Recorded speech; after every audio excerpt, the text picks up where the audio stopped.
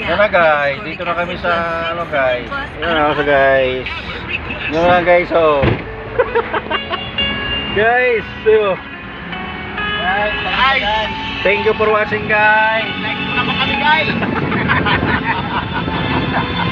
Share mo na rin. Oo, para tumami ng followers namin. Ito ang oras ng panalangin. Panalangin para sa kalakalan at ekonomiya. Ang mga petisyon na nilalaman ng panalangin ay lamang sa mga katuruan ng salita ng Diyos, ang Biblia. Ang salita ng Diyos mula sa unang mga kabanata, 20 talatang 11 hanggang 14. Sa inyo, O Yahweh, ang kadakilaan, ang kapangyarihan, ang karangalan, at ang pagtatagumpay, sapagkat inyo ang lahat ng nasa langit at nasa lupa. Sa inyo ang kaharian at kayo ang dakila sa lahat.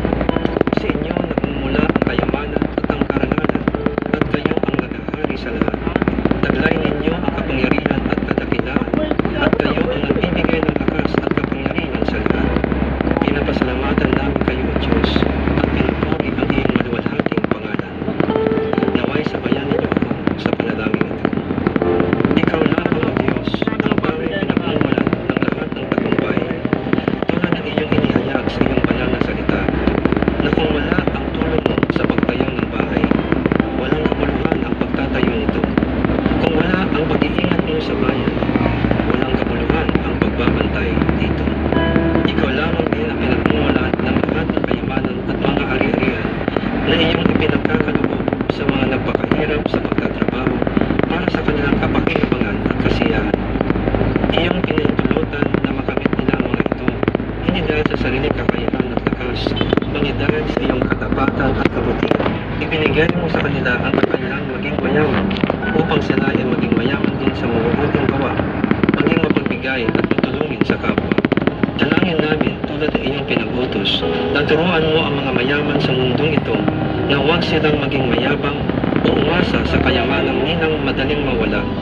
Sa halip, turuan mo na umasa sila sa iyo, na nagkakaloob sa kanila ng lahat ng bagay, na sila ay maging bukas palad sa kanilang kapwa, lalo na sa mga manihirap, nang sa gayon sila ay makapag-ipon ng kayamanan sa langit na hindi mawawala at matamo nila ang tunay na buhay.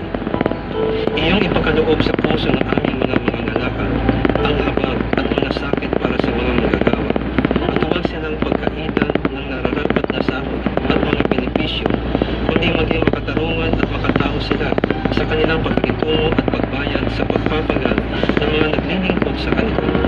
Igawat nawa nila ang katampatang sweldo na walang antala o panlilinlang sa lahat ng panahon. Iwaksin mo sa kalooban ng mga mayayaman at may kapangyarihan ang lahat ng uri ng pang-aapi sa mga mahihirap at walang lakas, kundi ipagkaloob mo sa kanila ang kahabagan, kabutihan, katarungan, at tunay na malasakit sa kapwa. Alisin mo rin sa kanilang puso ang makapaninirang pag-ibig sa salapi at palitan mo ito ng tunay na pag-ibig sa kapwa. Palakasin mo, O Diyos, ang kalooban ng aming mga mangangalakal na ipinamumuhay ang katuwiran at katarungan, kakumbabaan at mamamalasakit sa kapwa. Palakasin mo, O Diyos, ang kalooban ng aming mga mangangalakal na ipinamumuhay ang katuwiran at katarungan, kakumbabaan at pagmamalasakit sa kapwa. Igawad mo sa kanila ang higit pang tagumpay at kasaganahan upang marami pa silang matulungan at mabigyan kinabuhayan. Protektahan mo rin sila sa mga masasamang loob at sa mga nagnanais na sila'y sirain o pagsamantalahan, at pagkalooban mo sila ng katarungan.